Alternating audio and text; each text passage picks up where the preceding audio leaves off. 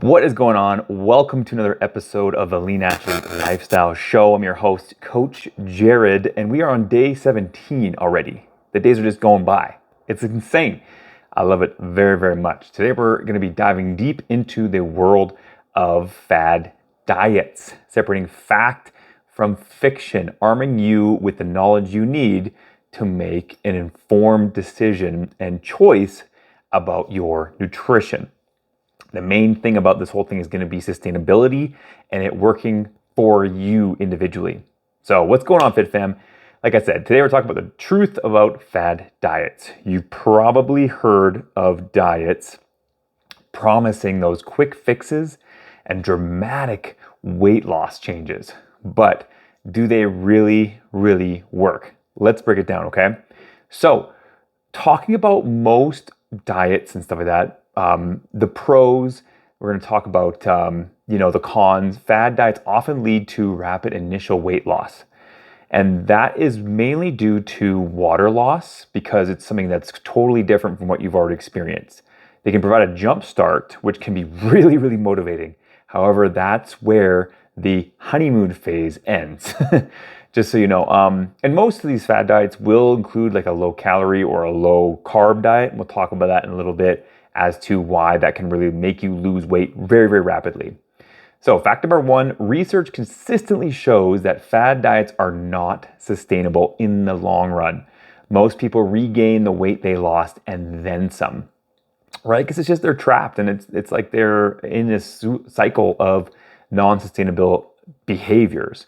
So they're not really a reliable solution for lasting weight loss. I mean, unless, hey, if you want the weight to be gone for maybe a month or a few weeks, then great. That might be for you. Fact number two is fad diets can be restrictive, eliminating essential nutrients, and this can lead to deficiencies and a plethora of health problems. It's also not to mention they can mess with your relationship with food. It's a really serious topic and almost scary to even talk about going away from there, making you feel guilty for indulging in your favorite treats. So fact number three is science-backed diets like balanced and flexible approaches have a better track record for long-term success. They promote a healthy relationship with food. It's also going to be making that easier to maintain in the long term and also to adhere to it better so you can hit your goals more often. So I want to also talk a little about the kicker to all this. So it's not about banning certain foods. It isn't. Some diets may apply to that just to be different and just to get you interested in, okay, I haven't tried this yet. So it's a new approach. But it's all about balance. It really is. Eating whole, nutrient-dense foods can help you reach your goals without sacrificing your favorite treats. Right? It's very, very true. I'm going to be releasing a video coming out soon talking about Dunkin' Donuts' new drink. There was one guy who was just talking about how it's unfair that they actually put that in to their menu.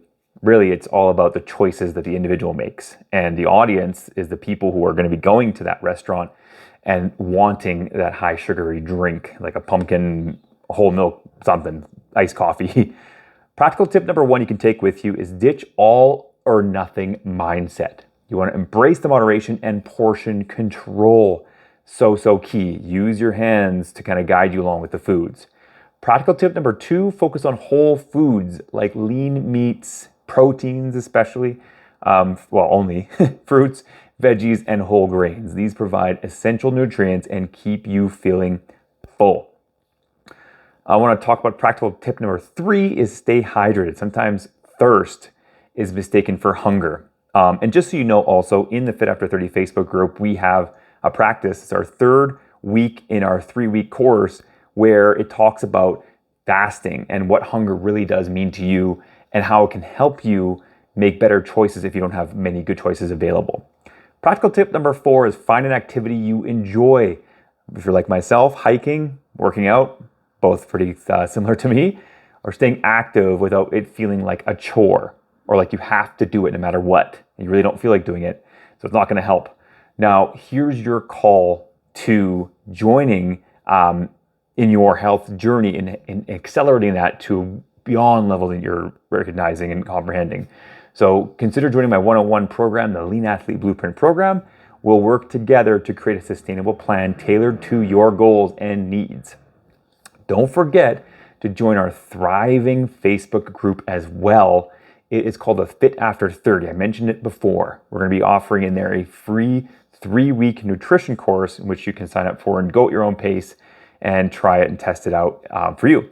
It's packed with valuable insights that will help you make better dietary choices and set up your environment for success, understanding how to track food and also understanding what hunger means to you, and potentially try out a fast on a day that's not super, super important in your life. So that's a wrap for this episode. Fam, thanks for joining in. It's not about quick fixes. Remember, it's about long-term sustainable change. What the Lean Athlete Blueprint does provide you with is long-term solutions that you can work with beyond our time working together, which is usually around 3 to 6 months. So thanks for tuning in, and until next time, stay lean, stay motivated, and stay awesome. I also want to talk a little bit about why fad diets work initially right off the hop before we go anywhere else. So one thing that I like to note is, say for example, somebody wants to try a keto diet or an Atkins diet or something like that. What they end up finding is they lose weight really rapidly, like 5, sometimes even 10 pounds comes off like nothing within 2 weeks or even less. And they think, oh, this thing works. And cool, maybe it does. But what I want to kind of address here is if you have more carbohydrates in your system, you're going to absorb more water. So really it's just more water manipulation or just losing the water weight initially. And there's actual weight behind it, right? If you pick up a bottle that's 500 milliliters, that's essentially half a kilogram in weight, right? And then of course, including the bottle, which is maybe a few grams. But regardless, if the water is out, if it's not latching on to the carbohydrates or to the extra nutrients or food that you're putting into you, then it's going to have to go somewhere and it's not going to stay in your body. And that can happen due to stress. That can happen, due to maybe lack of rest, or if you have an injury, you'll have inflammation and water needs to circulate through there and help blood transfer there. And, also if you have high inflammatory areas as well, you're going to go into fight or flight mode. Ladies, if you're near your cycle, you're going to retain a lot of water in that area as well, and losing a little bit of nutrients there as well. I'm not a huge expert on that, but I've worked with enough women to understand, what's going to be happening with the scales that go along. So that's really what I want to emphasize here is start with something that you enjoy. Look at, for red light foods that if you're starting a fad diet or if you're starting any kind of new nutrition process, you want to look at, what are my green light foods? The green light foods might be the ones that are going to help you reach your goals, are the ones that, maybe they don't stay good for a very, very long time. And I'm not talking stuff that's canned or anything that can be preserved very easily, but the processed foods, and this is all up to you. The yellow light foods might be the foods you can put back when you start opening them up and eating them, like, say a bag of chips, and then put that out of sight. The red light foods for you might be foods that you're allergic to, ones that don't make you feel good, ones that don't help you with your goals, right? You define the criteria here, which makes this journey so, so fun for me helping people and to see it happening for all of you, because at the end of the day, it really matters what you make as a choice, because if it comes from you, there's a lot more meaning to it, believe me on that. Any more questions on this, please feel free to leave a like, subscribe to the video if you want to see more daily videos. We also do daily mobility videos. We do daily meal prep videos, and we do weekly live masterclasses in the Fit After 30 Facebook group. So you don't want to miss that. But thanks again for tuning in today. We'll see you all again tomorrow for day 18. Can't believe this is going by so fast. Day 100 is going to be around the corner like clockwork. And just like the clients' results that we are getting. So I'll chat later, and thanks for tuning in. We'll see you soon.